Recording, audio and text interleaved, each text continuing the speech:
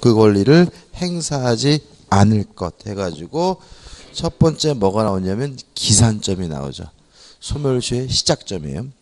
166조를 보시면 1항 소멸시효는 권리를 행사할 수 있는 때부터 진행한다. 그럼 예를 들어서 제가 돈을 빌려줬어요. 뒤에도 나오겠지만 돈을 빌려주면서 5월 10일까지 갚아라 라고 했다면 5월 10일 전에는 돈 달라고 요구할 수가 없겠죠. 언제가 돼야죠? 5월 10일이 돼야 돈 달라고 할 수 있으니까 소멸시효는 언제부터 시작되는 거죠? 5월 10일부터 시작하는 거죠. 2항 부작위를 목적으로 하는 채권의 소멸시효는 위반 행위를 한 때부터 진행한다. 부작위를 목적으로 한다. 예를 들어서 뭐가 있을까요? 제가 제 와이프한테 담배 안 피겠다고 약속을 했어요. 담배를 안 피겠다고. 그러면 제처는 담배 피지 말라고 뭐 할 수 있어요? 요구할 수 있는 채권이 있는 거잖아요. 이게 뭐예요? 부작위를 목적으로 한 채권이죠.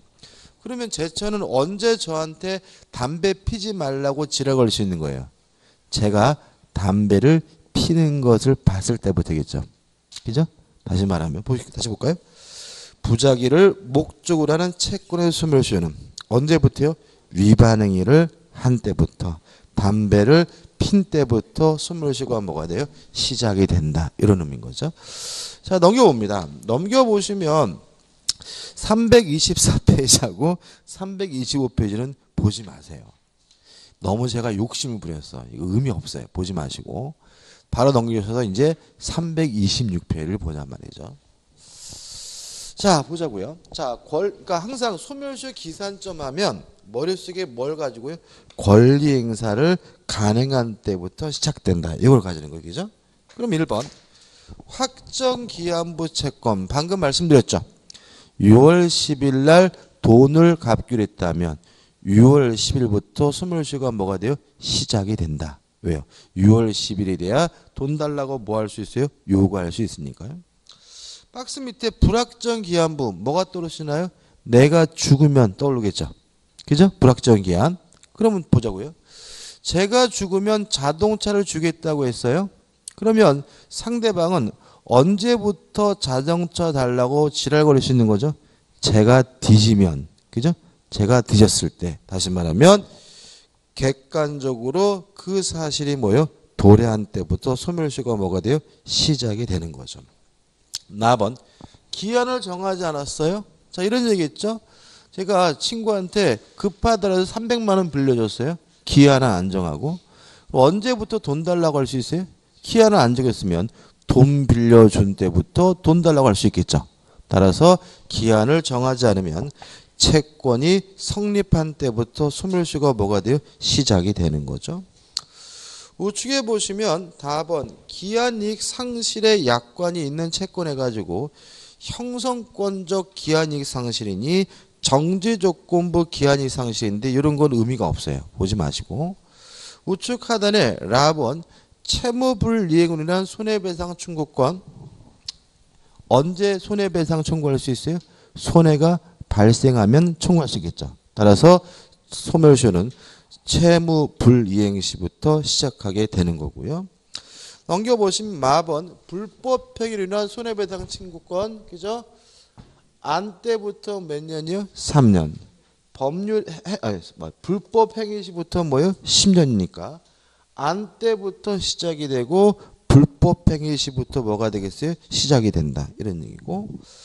그다음 맨 밑에 봐번 부당이득 반환 충족권도 물론 행사할 수 있을 때부터 어떻게 진행이 되고 우측에 4번 선택채권 구상권 다 뭐예요? 행사할 수 있을 때부터 시작이 되는 거고요. 자, 부작위 채권은 아까도 말씀드렸다시피 담배 피면 위법 행위가 있을 때부터 뭐죠? 소멸시효가 뭐죠? 진행을 하는 거죠. 다 한 겁니다. 그죠? 자, 정리해 볼게요. 소멸시효 기산점이란 소멸시효가 시작되는 시점을 말하는데 언제부터냐? 권리를 행사할 수 있을 때부터다. 따라서 확정기한부 채권은 기한이 도래한 때, 불확정기한부도 뭐죠? 기한이 도래한 때고 기한을 정하지 않았으면 아무 때나 청구할 수 있으니까 채권이 발생한 때부터 시작이 되고요. 나머지 의미 없고 다만 주의하실 것은 불법 폐기로 인한 손해배상 채권은 안 때로부터 3년, 행위 시부터 뭐죠? 10년이니까 안 때부터 시작되고 행위 시부터 뭐죠? 시작을 한다. 그 다음에 부자비 채권은 위반 행위를 한 때부터 소멸시효가 뭐죠? 시작된다라고 기억하시면 되는 거죠. 그다음 넘겨보시면 착화가 나오는데 이거는 볼 필요 없는 부분입니다. 의미 없죠. 그 다음에 3번 소멸시효 기간이 경과할 것 일정 기간이죠. 일단 채권은 원칙이 몇 년이요? 10년. 용의물권 몇 년이요? 20년. 근데 3년짜리도 있고 몇 년짜리도요? 1년짜리도 있어요. 그래서 여기서는 지금 3년짜리와 1년짜리를 정의할 건데 3년짜리를 보잔 말이죠. 볼게요. 이자, 부양료, 급료, 사용료이죠. 그래서 첫 번째 이것도 좀 줄여야 되겠죠. 많으니까 좀 줄이자고요. 자꾸 걸려. 자, 3년짜리는 첫 번째 이자, 부양료, 그다음 또 뭐가 있어요? 급료, 그죠? 급료, 사용료, 이게 몇 년이에요? 3년짜리죠. 여러분들이 꼭 기억해야 될 게 뭐예요? 급료. 월급은 3년짜리예요. 그래서 만약에 월급을 못 받았어요. 일하고. 그러면 소멸시효 몇 년이에요? 3년이기 때문에 3년 내에 해결하시는 게 좋아요. 그죠? 그 다음 이제 2호 의사, 조산사, 간호사, 약사. 3호 도급받은 자, 기사, 기타 공사의 설계 또는 감독. 4호 변호사, 변리사, 공증인, 공인회계사. 5. 변호사, 변리사, 공증인, 공인회사. 요 2, 3, 4, 5번은 합쳐가지고 요렇게 기억하시면 돼요. 전문직 종사자 채권이죠. 그죠? 의사니, 약사니, 조산사니, 전문직 종사자 채권은 몇 년입니까? 3년이다. 이렇게 기억하시면 되고. 그 다음에 이제 세 번째로 생산자 및 상인이 판매한 생산물 상품의 대가, 수공업자 및 제자업자의 업무에 관한 채권. 그러면 어떻게 해요? 생산자, 수공업자, 그 다음에 제조자예요. 그죠? 제조자, 제조자의 채권은 몇 년이요? 3년이다. 이렇게 기억하시면 돼요. 그래서 3년짜리는 이자, 부양료, 급료, 사용료, 전문직 종사자의 채권, 생산자, 수공업자, 제조자의 채권은 몇 년이라고요? 3년이다. 이렇게 좀 기억하시고요. 요새는 여기서 잘 안 내요. 잘 안 내고 뭐 외울 거는 아닙니다. 그죠? 이 정도만 간단하게 기억하시면 돼요. 그다음 우측에 1년짜리가 있죠. 그죠? 1년짜리. 우측에 변해 보시면 여간 음식점, 대석, 오락장, 숙박료, 음식료, 대속료, 이호 의복, 침구, 장구 뭐 이렇게 나오잖아요. 그러면 이걸 이제 우리가 줄일 수가 있어요. 1년짜리. 첫째, 의식주. 먹고 입고 자는 채권은 뭐예요? 1년이다. 그죠? 의식주기죠. 줄일 수 있잖아요. 그죠? 이호는 옷이고. 그죠? 식주니까. 그래서 의식주, 먹고 입고 자는 채권은 몇 년이요? 1년이다. 그죠? 그 다음에 2호가 재밌죠. 3호가 재밌죠. 노역인 연예인의 임금액이죠. 그래서 우리가 일반적 급여는 몇 년짜리요? 3년짜리인데 노역이거나 연예인들은 몇 년입니까? 1년짜리죠. 그죠? 재밌는 거는 이 법이 만들어진 때가 언제죠? 60년 1월 1일이잖아요. 50년대. 50년대는 연예인을 인간 취급을 안 했죠. 그잖아요. 그죠? 지금은 애들한테 장래 희망이 뭐냐 이렇게 물어보면 제일 1위가 뭐예요? 연예인이라 그러더라고요. 그죠? 근데 제가 그 중학교 고등학교 때 주현미 씨잖아요. 그죠? 그러니까 주현미 씨가 처음에 등장할 때 뭐 뽕짝 메들리 약사 가수라고 해서 인기가 있었죠. 기억나시죠? 그죠? 그럼 그때는 어떤 생각이었냐면 야, 약사가 가수를 해 그런 거잖아요. 그게 뭐죠? 약사가 훨씬 좋은데 그 좋은 약사를 포기하고 가수를 해. 그러니까 우리는 그때 당시에 가수를 완전 뭐예요? 개허접으로 생각한 거죠, 그죠?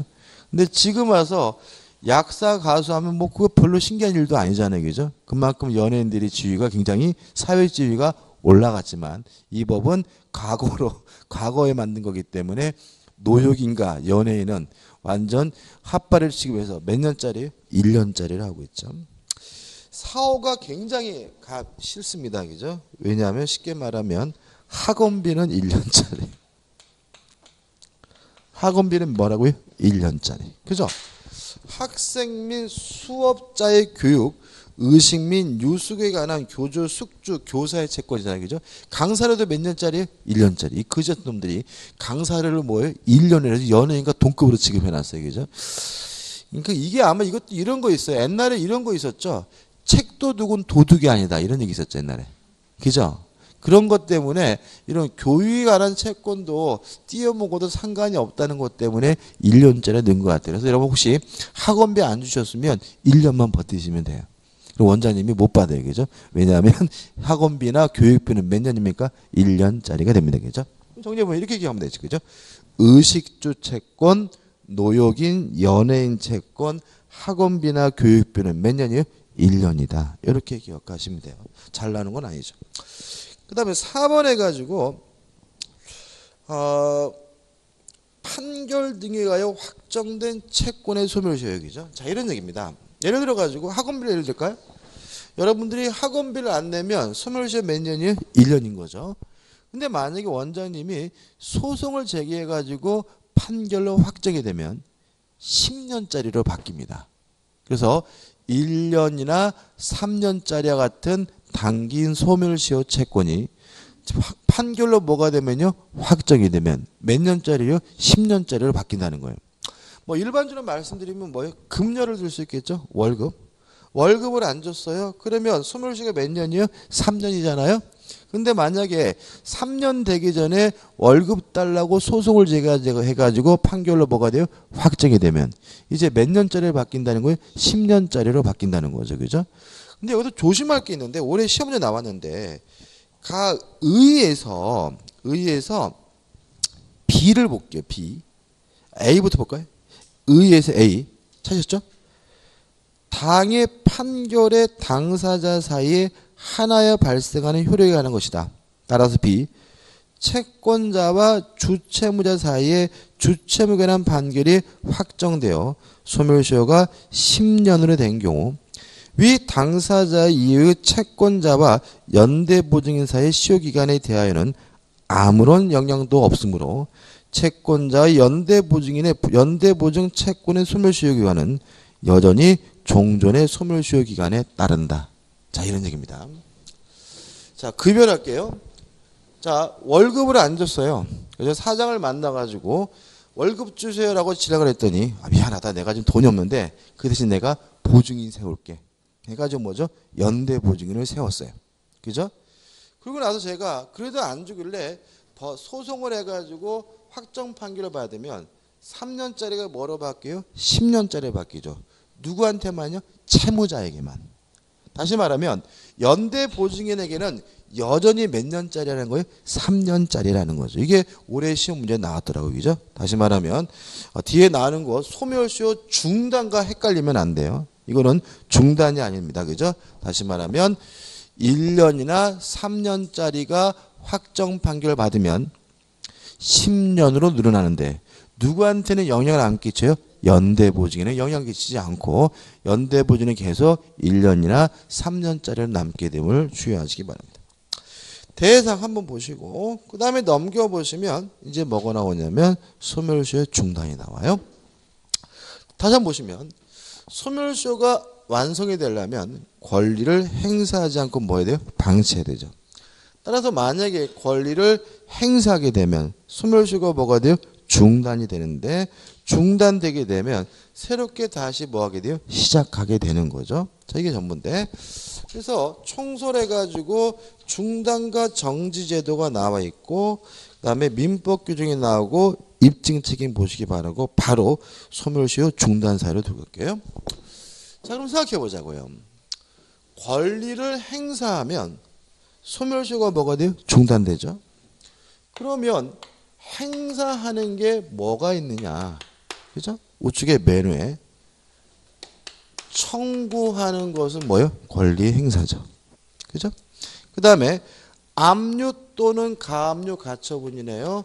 압류를 하고 가압류를 하고 가처분도 결국 뭐에 해당하는 거죠? 권리의 행사에 해당하니까 소멸시효가 뭐가 돼요? 중단이 되고요. 3번 채무 승인입니다. 무슨 말인지 아시겠죠? 채무자 측에서 내가 돈 빌린 거 인정해 라고 한다면 그때는 권리의 행사로 봐가지고요. 소멸시효가 뭐가 돼요? 중단이 되는 거예요. 그래서 크게는 뭐죠? 요 세 가지 얘기죠. 근데 여기서 요 청구가 좀 여러 가지가 있어요. 그래서 교재 보시면 1. 재판상 청구 해가지고 재판을 통해서 청구하는 것도 뭐예요? 권리의 행사이니까 소멸시효가 뭐가 돼요? 중단이 되는데 주의하실 것은 동그랑띠 1번 민사소송의 하나입니다. 따라서 형사소송이나 행정소송을 제기한 것은 시효를 뭐하지 않습니까? 중단시키지 않습니다. 자, 이런 얘기입니다. 자, 보세요. 지금 돈을 빌려줬는데 안 갚아요. 그러면 이게 사기일 수 있죠. 그죠? 그래서 사기로 고소해서 형사재판이 시작됐어요. 그래도 소멸시효는 뭐 되지 않는다는 거예요? 중단되지 않는다는 거죠. 소멸시효 중단되려면 사기였다는 이유로 취소한 후에 돈을 돌려달라는 뭘 해야 돼요? 민사소송을 제기해야지만 소멸시효가 뭐가 돼요? 중단이 되고요. 이번 응소. 자, 이런 얘기입니다. 오히려 그저 스님이 저한테 소송을 제기했어요. 그러니까 제가 소송을 제기하는 것은 권리의 행사이기 때문에 뭐가 돼요? 소멸시효가 중단되는데 상대방이 소송을 제기하는 것은 소멸시효 중단이 아닌 거죠. 그죠? 근데 만약에 제가 적극적으로 권리를 주장하면서 응소를 했다면 이것도 뭐가 되냐면 소멸시효의 중단 사유로 들어가겠죠. 그죠? 다시 한번요. 소송을 제기해야 뭐예요? 소멸시효가 중단되고 상대방이 제기한 것에 대해서 응하는 것은 소멸시효 중단이 아닙니다. 다만 단순히 응한 것이 아니라 적극적으로 권리를 뭐예요? 행사하면 소멸시효가 뭐가 돼요? 중단이 돼요. 이게 어디 나와 있냐면 교재 밑에서부터 10번째 줄 보시면 밑에서부터 7, 10번째 이렇게 나왔습니다. 응소하여 그 소송에서 적극적으로 시효가 중단되었다는 권리를 주장하고 그것이 받아들여진 경우에도 시효 중단 사유인 재판상 청구에 해당한다. 다시 말하면 적극적으로 자신의 권리를 뭐하면요? 주장하면 무엇도요? 응소도 소멸시효의 중단 사유가 됨을 주의하시기 바랍니다. 이것만 기억하시면 되고요. 하단에 나와 있는 것들 안 보셔도 돼요. 너무 지엽적이에요. 넘길게요. 넘기셔서 3. 재심의 소유 경우도 안 보셔도 됩니다. 그 다음에 4번 재판상 청구에 시효 중단 효력이 미치는 뭐예요? 물적 범위가 나와 있는데 이것도 큰 의미는 없어요. 안 보셔도 되고 그 다음에 우측에 보시면 이제 끝난 겁니다. 2. 파산 절차를 참고하는 것도 권리의 행사이기 때문에 소멸시효를 뭐예요? 중단하고요. 3. 법원에다가 지급 명령을 신청하는 것도 권리의 행사이기 때문에 소멸시효를 뭐예요? 중단시켜요. 여기서부터 뭐만 보면 돼요? 타이틀만 보면 돼요. 4. 화해를 위한 소환과 임의 출석도 뭐죠? 소멸시효의 뭐가 돼요? 중단 사유가 되고요. 넘기셔서 5. 최고. 촉구죠. 돈 달라고 지랄거리는 것도 뭐예요? 권리의 행사이기 때문에 소멸시효를 뭐예요? 중단시켜요. 근데 이 최고에 대해서는 좀 조심하셔야 돼요. 174조를 제가 한번 읽어볼게요. 최고는 6월 내에 재판상의 청구, 파산 절차 참가, 화해를 위한 소환, 임의 출석, 압류 또는 가압류, 가처분을 하지 아니하면 시효 중단 효력이 없다. 이렇게 나와있죠. 길죠? 줄일게요. 최고는 6월 내에 재판상 청구를 하지 아니하면 시효 중단 효력이 없다 이렇게 기억하세요. 최고는 6월 내에 재판상 청구를 하지 아니하면 시효 중단의 효력이 없다. 그죠? 자, 이런 얘기입니다. 돈을 빌려고 왔는데 안 갚았어요. 그래서 돈 달라고 내용 증명 보냈어요. 이건 뭐예요? 최고입니다. 따라서 최고했으니까 소멸시효가 뭐가 돼요? 중단이 되는데 이 중단의 효과가 뭐가 되려면요? 유지가 되려면 어떻게 해야 된다고요? 6월 내에 재판상 청구를 해야 된다는 얘기예요. 이거 까먹어서 손해본 사람 많아요. 그죠? 다시 말하면 최고했다는 이유로 내용 증명했다는 이유로 소멸시효 중단 효과가 계속 뭐가 돼요? 유지가 되려면 몇 개월 내에요? 6개월 내에 재판상 청구를 해야 됨을 잊지 마시기 바랍니다. 끝입니다. 그 다음 하단부터 이제는 뭐예요? 타이틀이에요. 6. 압류, 가압류, 가처분도 권리 행사니까 소멸시효를 뭐예요? 중단시킨다. 끝이고 우측에 7. 채무자가 채무를 승인하는 것도 뭐예요? 소멸시효를 뭐예요? 중단시킨다. 타이틀만 기억하시면 됩니다. 끝입니다. 그 다음 넘기셔가지고 이제 뭐가 나오냐면 소멸시효의 중단 효력이 나와요. 자, 인적 범위가 나오는데 좀 생각을 해보죠. 을이 갑에게요 1억을 빌려줘서 1억을 달라고 요구할 수 있는 채권이 있고요. 갑은 채무자예요. 그리고 요 갑의 채무 부담 행위에 대해서 병이 뭘 썼냐면 보증을 썼어요.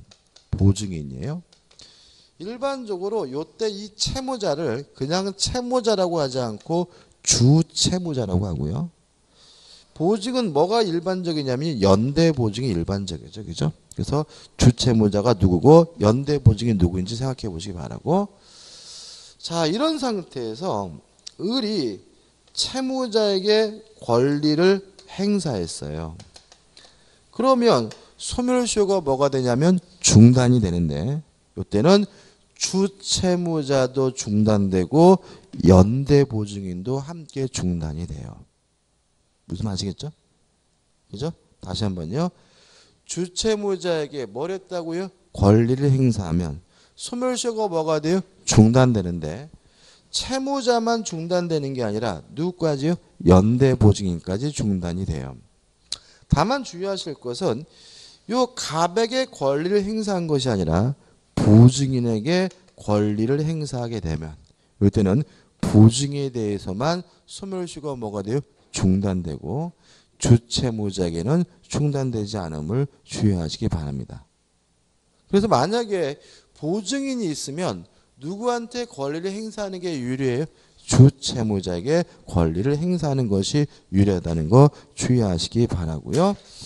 그래서 이거 하나만 기억해 두시면 되는데 우측에 보시면 중간에 동그라미 2번 해가지고 보증 채무의 특징이 나오죠.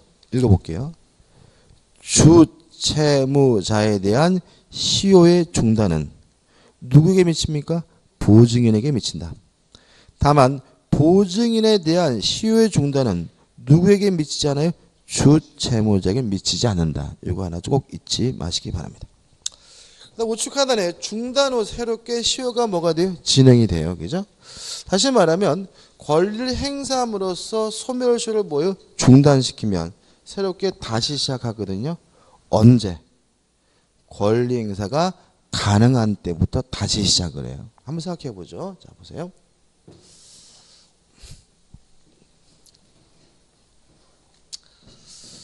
자, 을이 갑에게 1억을 빌려줬어요. 1억을 빌려준 채권이 있는데 요 채권의 변제기가 돌아가지고 요때부터 소멸시효가 뭐가 되냐면 시작이 됐다고 가정을 해볼게요. 그래서 몇 년 지나면요? 10년 지나면 소멸시효가 어떻게 해요? 완성이 되니까 9년째가 됐을 때 이 사람이 재판상 소송을 제기했어요. 그러면 소멸시효가 뭐가 돼요? 중단되죠. 그죠? 근데 문제는 중단되면 새롭게 다시 시작을 해야 되는데 재판이 진행 중인 경우에는 다시 시작하질 않아요. 왜냐하면 현재 재판이 진행 중이라면 권리를 행사할 수가 없죠. 그죠? 지금 재판이 지금 어떻게 하고 있어요? 그럼 뭐예요? 권리를 행사할 수 없고, 그러면 언제 비로소 다시 권리를 행사할 수 있냐면 확정 판결이 내려지게 되면 을은 갑에게 또다시 뭐 할 수 있게 돼요? 권리를 행사할 수가 있게 되니까 새롭게 다시 시작하는 시점은 언제부터요? 확정 판결 시부터 다시 시작하게 된다는 거죠. 이해되시죠? 그죠? 그래서 우리가 재판을 하게 되면 특히 민사재판 같은 경우는요, 조심하셔야 돼요. 왜 그러냐면 여러분 옛날에 이런 말 있잖아요. 송사 3번이면 집안 망한다. 왜 그러냐면 민사재판은 상대방이 무조건 질질 끌어요. 질질 끄면 그 재판 진행 중에는 뭐 할 수 없어요? 돈을 못 받거든요. 계속 끄는 거예요. 그죠? 끌고 뭐 판결 나면 또 뭐요? 항고하고 상소하고 그래가지고 질질 끄게 되면 결국은 재판 건 사람이나 당한 사람이나 망해요. 뭐 때문에요? 변호사비 때문에. 그래서 실제로 송사 3번 하면 집안 망하고요. 누구만 돈 버냐면 변호사만 돈 번다. 이게 결론이고요. 그래서 실제로 만약에 민사재판을 해야 된다고 판단된다면 함부로 하지 마세요. 오히려 원만하게 합의하는 게 더 나을 수도 있어요. 좀 손해보고. 특히 변호사 사무실 가서 물어보면 뭐라 그래요? 무조건 소송하자 그래요? 왜 그러겠어요? 소송을 해야 뭐요? 돈 버니까. 제가 어떤 일 한번 당했냐면 옛날에 의정부에서 이제 그 수강생분이 본인이 당한 거라고 상담을 하러 오셨더라고요. 그죠? 오셨는데 뭐 보니까는 이거는 완전 그분이 잘못한 거야. 그분이. 뭐 재판 건다 그래서 이게 이길 건덕지도 없고 그거 그냥 아유 그냥 떡살만 먹었구나. 잘 먹고 잘 살아 그 자들은 이렇게 포기해야 될 것 같더라고요. 근데 제가 그때는 이제 강사 초반이어가 지금은 절대 그런 말 안 하는데 그때는 아 이거 힘드시다고 왜 이렇게 일을 처리하셨냐고 이거 소송해봐 이기지 못한다고 이렇게 얘기해 줬거든요. 근데 이 양반이 이제 흥분하셨어요. 왜요? 매덕 날렸으니까. 그러니까 이 양반이 바로 변호사 사무실 가가지고 물어봤더니 변호사 사무실에서 뭐라 그래요? 소송하자 그랬겠죠? 소송을 해야 뭐 돈 버니까. 그러고 나서 이제 그분이 오셔가지고 수강생들한테 민법 선생 완전 돌팔이라고. 내가 변호사 사무실 가서 물어봤더니 소송하면 그냥 이길 수 있다는데 세상에 재판해봤자 의미 없으니까 원만하게 합의하세요라고 말하더라고. 해가지고 제가 그 학원에서 완전 돌팔이를 찍혀서 제가 그 학원에서 제가 잘렸어 제가. 무슨 말인지 그러니까 막 수강생 사이에서 돌팔이 웃긴 놈 막 이런 식으로 도니까는 제가 뭐라고 얘기를 해도 잘 안 들으시는 거죠, 그죠? 그러니까 제가 말을 해도 제가 말은 뭐예요? 안 듣고. 그래가지고 그 여자분 하나 때문에 제가 뭐죠? 그 학원에서도 그냥 굉장히 저는 그러니까 그런 상황이 왜 벌어지는지 모르잖아요, 그죠? 모르고 있는데 그냥 몇 달 동안 소문에 소문을 낳고 막 그래가지고 제가 지금은 상담하러 오면 웬만하면 변호사 사무실 가보세요 이럽니다. 제가 못 해주겠더라고 이거를. 그러니까 이거를 제 나름대로 최선을 다해가지고 판단해주면 이게 꼭 나중에 뒷말이 나오더라고요. 그래서 요새는 그냥 변호사 사무실 가세요. 그리고 또 그러면 아는 변호사 있으세요? 아 그럼 제가 뭐 그 정도는 해드릴게요. 뭐 이 정도지. 저는 절대로 얘기 안 하는데 아무튼 함부로 재판할 일이 아니라는 항상 뭐 하셔야 돼요? 조심하셔야 되는 거예요. 그죠? 자, 그럼 보자고요. 자, 178조가 나오죠. 그죠? 읽어볼게요. 1항. 시효가 중단된 때에 중단까지 경과한 시효기간에 이를 산입하지 아니하고 그 말은 뭐냐면 그동안 지났던 기간은 어떻게 해요? 없어지고 중단 사유가 언제요? 종료한 때부터 새롭게 뭐죠? 시작을 한다. 따라서 새롭게 소멸시효가 시작되는 시점은 언제냐? 밑에서 두 번째째 재판이 확정된 때부터 새롭게 뭐요? 시작하게 된다. 이거 하나 기억하시면 되고 파산 절차에 참가도 넘겨보시면 파산 절차가 뭐요? 종료한 때. 지급 명령도 어떻게 해요? 지급 명령이 뭐죠? 확정된 때. 그러니까 결국은 똑같은 거예요. 그죠? 똑같은 거니까 뭐죠? 다시 권리를 행사할 수 있을 때부터 새롭게 뭐죠? 소멸시효가 진행된다는 거 기억해 두시면 되겠죠. 끝입니다. 기본 예제 풀어볼게요. 기본 예제. 소멸시효 중단에 관한 설명으로 옳지 않은 것은 1. 주채무자에 대한 시효 중단은 보증인에 대하여 그 효력이 없다. X. 그죠? 주채무자한테 권리를 행사했다는 이유로 소멸시효가 뭐가 돼요? 중단되면 누구한테도 보증인에게도 중단이 됩니다. 답은 1번이죠. 나머지 것들을 보시는데 보시다 보면은 이게 어려운 말도 나오거든요. 그거 다 할 필요 없어요. 그죠? 또 나올 건 아니고요. 그죠? 핵심만 기억해 두시면 됩니다. 그 다음 우측에 보시면 이제 뭐가 나오죠? 소멸시효에 뭐가 나옵니까? 정지가 나와요. 그죠? 어디 있죠? 여기죠. 권리 행사가 가능해야 소멸시효가 뭐가 돼요? 완성이 됩니다. 따라서 권리 행사가 불가능하면 완성되지 않는데 이게 뭐예요? 정지예요. 그죠? 그럼 이런 얘기입니다. 예를 들어서 채권은 소멸시효가 몇 년이요? 10년이란 말이죠. 10년인데 예를 들어 가지고 9년 됐을 때 권리 행사가 불가능하다는 이유로 소멸시효가 뭐가 됐냐면 정지가 됐어요. 그러면 완성되지 않는 거예요. 그죠? 완성되지 않으니까 시간이 지나도 계속해서 뭐가요? 완성되지 않으므로 40년이 됐더라도 권리를 뭐 할 수 있어요? 행사할 수 있는 거죠. 그럼 예를 들어서 40년이 됐을 때 권리 행사가 가능하게 되면 요때부터 또 10년이냐? 그거는 아니에요. 이거는 원칙적으로 6개월의 기간적 여유를 주고요. 예외적으로 한 달의 기간적 여유를 줄 뿐입니다. 다시 말하면 정지라는 것은 완성되지 않고 뭐가 된다는 얘기예요? 멈춰 있다는 거예요. 멈춰 있고 중단처럼 새롭게 다시 시작하는 것은 아니기 때문에 20년, 30년 지나도 뭐가요? 완성되지 않는다는 말의 의미하므로 또다시 새롭게 시작하는 것은 아닌 거예요. 그래서 그 사유가 해소가 되면 또다시 10년이 주어지는 것이 아니라 원칙적으로 몇 개월 동안요? 6개월 동안만 행사할 수 있고요. 예외적으로 한 달 동안만 행사할 수 있는 거죠. 자, 그러면 시효 정지 사유가 취득시효 준용은 나중에 볼 거고 그러면 시효 정지 사유가 뭐가 있느냐? 자, 이런 얘기입니다.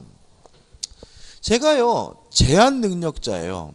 그러면 제가 만약에 채권이 있다면 법정 대리인을 통해서 행사할 수 있겠죠. 그죠? 근데 만약에 제가 제한 능력자인데도 법정 대리인이 없다면 권리 행사가 뭐예요? 불가능하기 때문에 소멸시효가 뭐 되지 않아요? 완성되지 않아요. 그죠? 볼게요. 170하죠. 소멸시효 기간 만료 전 6개월 내에 제한 능력자에게 법정 대리인이 없는 경우에는 그가 능력자가 되거나 법정 대리인이 취임한 때부터 몇 개월 이내는요? 6개월 이내는 시효가 완성되지 않습니다. 그 말은 권리 행사가 가능한 때부터 몇 개월 동안은요? 6개월 동안은 권리를 행사할 수가 있다는 얘기죠. 그 다음에 부부간의 권리의 시효율이 180조 나오는데 180조 1항은 좀 다릅니다. 자, 이런 얘기입니다. 1항은. 자, 이런 얘기예요. 자, 좀 있으면 설날이 다가오죠? 그죠? 설날이 다가오면 이런 거 많이 하죠, 어머니들이. 아이가 세뱃돈 받으면 엄마가 보관해 줄게 하고 뺐죠. 그러면 그 아이는 엄마에게 뭐가 있는 거예요? 채권이 있는 거잖아요. 그죠? 근데 문제는 이 아이는 미성년인 기간 동안은 엄마한테 돈 달라고 요구하는 게 불가능하죠. 그죠? 따라서 미성년인 기간 동안은 소멸시효가 완성되지 않고 정지가 돼요. 무슨 말이겠죠? 그죠? 따라서 성년자가 된 후에 6개월 동안은 채권 행사하는 것이 가능해요. 이해되시죠? 그죠? 다시 말해 이런 얘기입니다. 아들이 성년자가 되는 날 기뻐할 일이 아니라 6개월 동안 뭐 가셔야 돼요? 여행 가셔야 돼요. 왜냐하면 아들이 갑자기 정신 차리고 엄마 15년 전에 나한테 뺏어간 세뱃돈 15만 원 내놔 라고 뭐 할 수 있다는 얘기예요? 요구할 수 있다는 거예요. 몇 개월 동안요? 6개월 동안. 180조 1항입니다. 재산을 관리하는 아버지, 어머니 또는 후견인에 대한 제한 능력자의 권리. 뭔지 아시겠죠? 그가 능력자가 되거나 후임 법정 대리인이 취임한 때부터 6개월 내는 소멸시효가 완성되지 아니한다. 되죠? 이 항도 아까 말씀드렸어요. 자, 혼인하게 되면 처녀 쪽에 빌려준 돈 못 받죠. 따라서 소멸시효가 완성되지 않고 뭐가 돼요? 정지가 돼요. 따라서 30년, 40년이 지난 후에 이혼했더라도 처녀 쪽에 빌려준 그 돈 내놔라고 뭐 할 수 있어요? 요구할 수 있어요. 몇 개월 동안요? 6개월 동안. 이 항입니다. 부부 중 한쪽이 다른 쪽에 대하여 가지는 권리는 혼인관계가 종료된 때부터 몇 개월이요? 6개월 내에는 소멸시효가 완성되지 아니한다. 이해되시죠? 그죠? 그 다음에 상속재산입니다. 자, 이런 문제입니다. 예를 들어 저는 그럴 일도 없겠지만 제가 모르는 상속재산이 있을 수 있죠. 예를 들어서 뭐 먼 친척인데 그분이 뭐 어마어마한 재산을 남겨놓고 돌아가셨는데 따져봤더니 제가 뭐예요? 상속인이에요. 그러면 저는 권리 행사가 불가능하죠. 다시 말하면 제가 상속인지를 알아야 그 돈에 대해서 권리를 뭐예요? 행사할 거 아닙니까? 그죠? 따라서 상속인인 줄 모르는 상태라면 권리 행사가 불가능하니까 소멸시효가 뭐 되잖아요? 완성되지 않는다. 이런 취지예요. 보시면 상속재산에 속한 권리나 상속재산에 대한 권리는 상속인의 확정, 관리인의 선임 또는 파산 선고가 있는 때로부터 6개월 내에 소멸시효가 완성하지 아니한다라는 말은 상속인이 누구인지 확정되지 않고 있는 상태라면 10년 지나든 20년 지나든 소멸시효가 뭐 되잖아요? 완성되지 않고요. 확정이 되면 그때 권리 행사가 어떻게 가능하니까 그때부터 몇 개월 동안요? 6개월 동안은 권리를 행사할 수가 있다는 얘기죠. 그다음 넘겨보시면 182조는 1개월짜리 그죠? 예외가 1개월이지 그죠? 자, 이런 얘기입니다. 제가 돈을 빌려줬는데 이번 달에 소멸시효가 완성이 돼요. 며칠 안 남았잖아요. 그죠? 그래가지고 돈 받으러 가는데 갑자기 전쟁이 났어요. 전쟁 나면 피난 가야죠. 그죠? 이럴 때도 소멸시효가 뭐요? 정지된다. 그죠? 아니면 지진이 나가지고 온 천지가 다 어떻게 건물이 다 무너졌어요. 이때도 뭐죠? 소멸시효가 정지가 됩니다. 이때는 여유 기간을 6개월이 아니라 뭐죠? 한 달을 줘요. 그래서 보시면 천재 기타 사변으로 인하여 소멸시효를 중단할 수 없는 때는 다른 말로 하면 권리 행사가 불가능한 때는 그 사유가 종료한 때 전쟁이 끝난 때부터 몇 개월 내는요? 1개월 내는 시효가 완성하지 아니한다라고 되어 있죠. 그죠? 자, 보시면 이 정지 사유가 좀 까다롭게 느끼시는 분들이 있는데 깨알같이 외울 건 아니에요. 가장 핵심은 소멸시효가 완성되려면 권리 행사가 어떻게 해요? 가능하고 불가능하면 완성되지 않는다. 이게 뭐죠? 가장 큰 핵심인 거죠. 그 다음 5번 소멸시효의 법률 효과해가지고 소멸시효 완성의 효과해가지고 절대적 소멸설, 상대적 소멸설이 나와 있는데 학설은 의미가 없고요. 일단 우리 판례는 기본적으로 절대적 소멸설을 취합니다. 그래서 교재가 이렇게 나와 있는데 이런 얘기입니다. 소멸시효가 완성됐을 때 그것으로 권리가 소멸되려면 주장이 필요한가? 아니면 주장이 필요 없이 당연히 그 시점에서 권리가 없어지느냐. 이 문제에 대해서 우리 판은 일단 주장 없이 소멸시효가 완성되는 순간 권리가 뭐죠? 소멸된다는 입장인 거예요. 그죠? 다만 조심할 것은 그것은 현실적인 거고 만약에 그것이 재판에서 문제가 됐을 때는 뭐가 필요해요? 주장이 필요하다는 건 별개의 문제예요. 그죠? 다시 말하면 예를 들어서 용익물권은 몇 년이에요? 지웠네.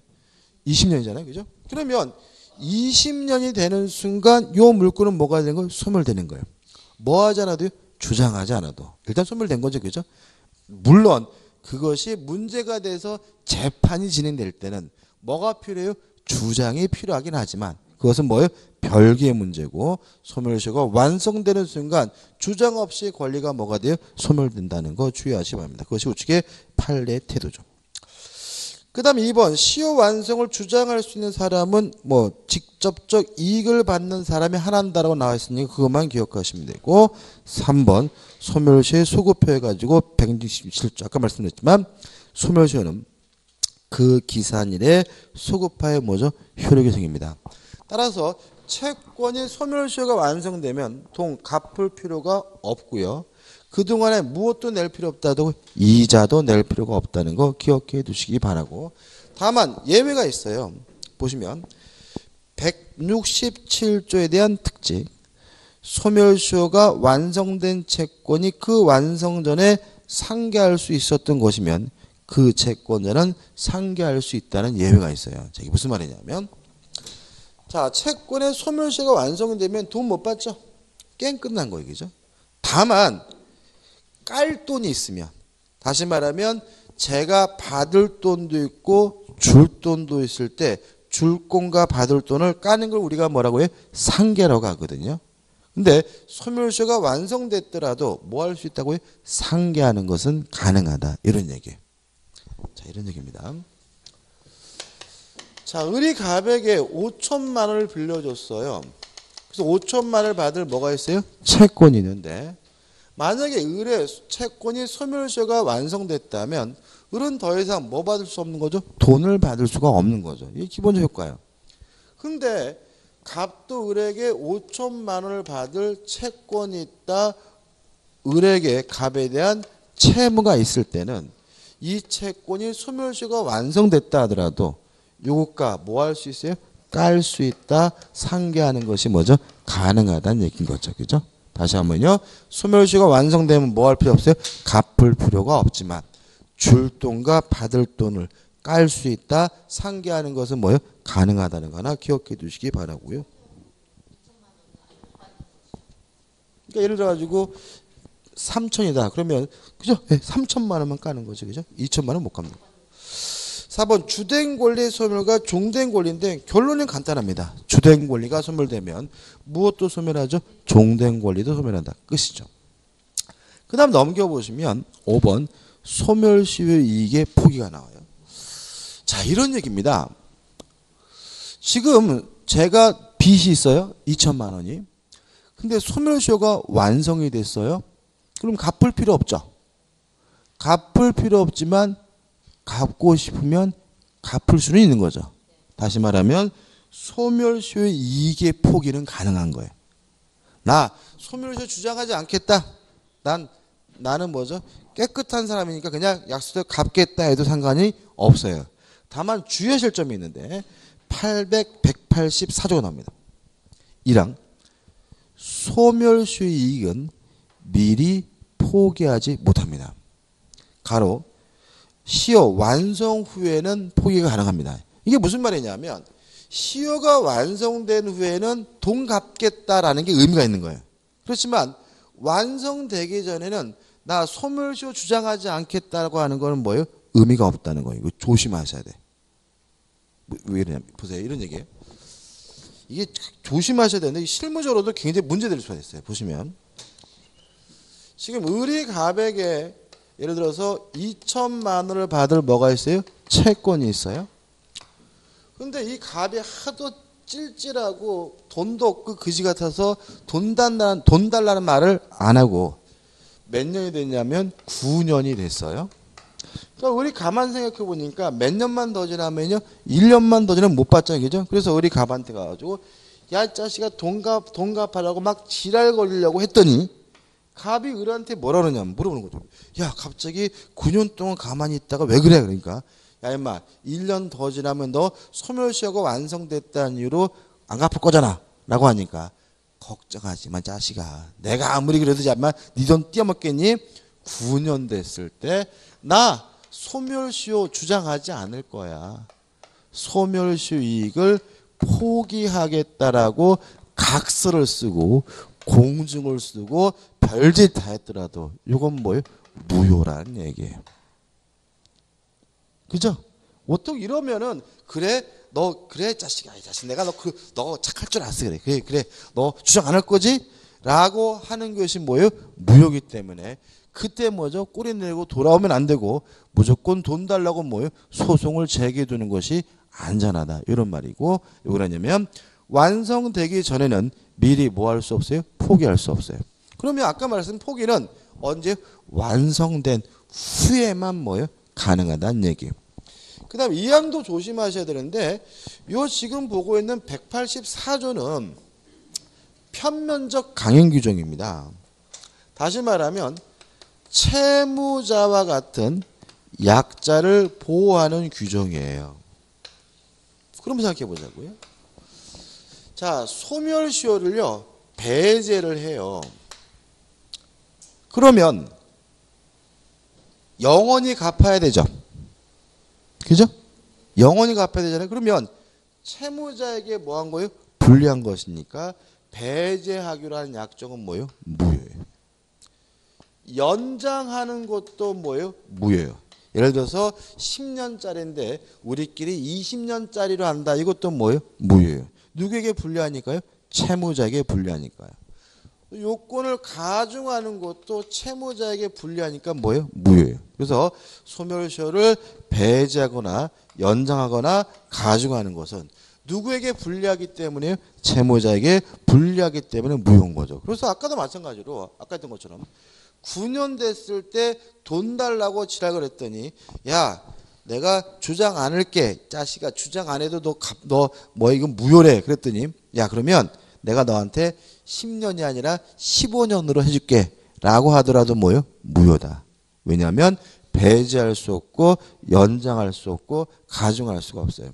그 대신 소멸시효 기간을 단축하거나 감경하는 것은 뭐예요? 유효한 거예요.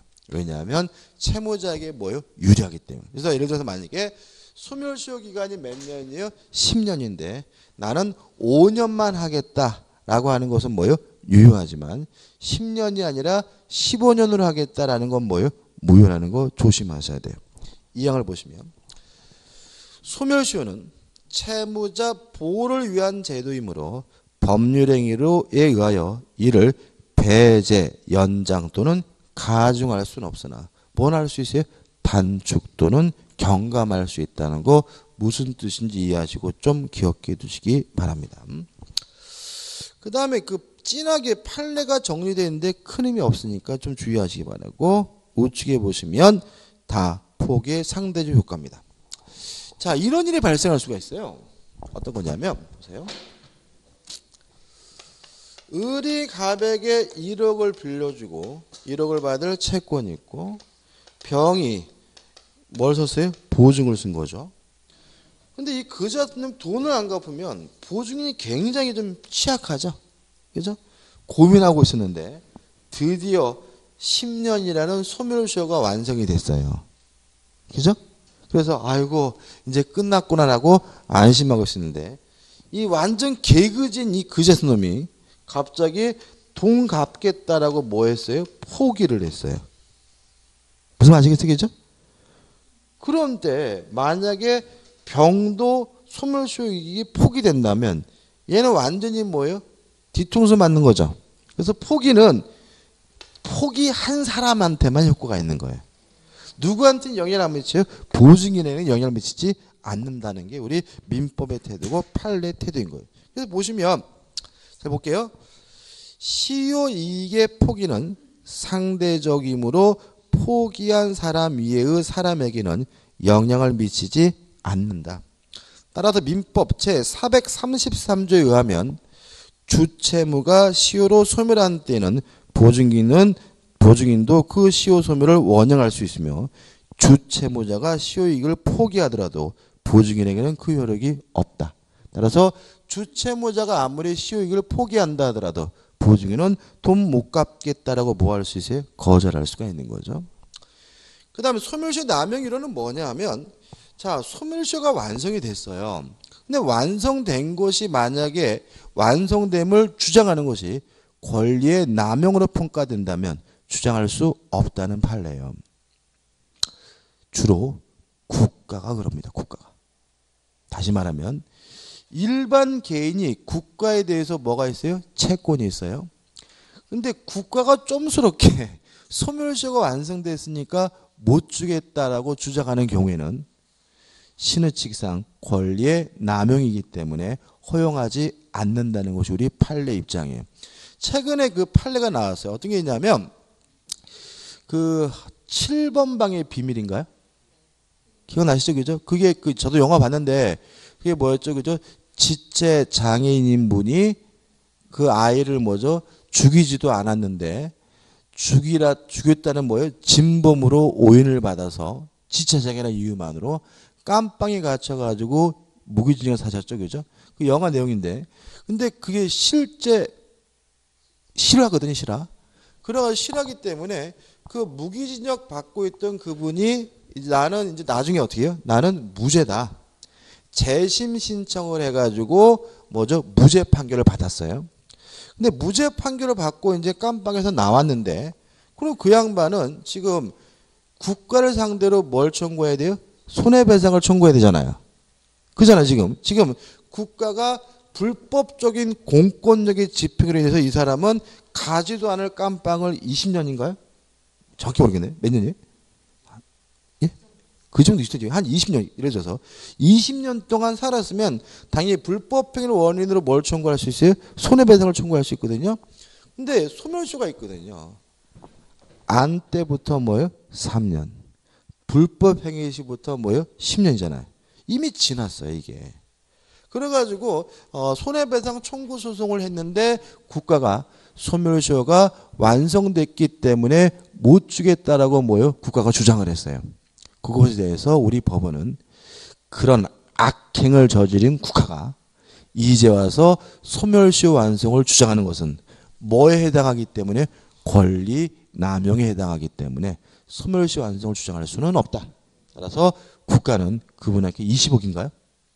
20억을 배상하라고 올해 판결 났어요.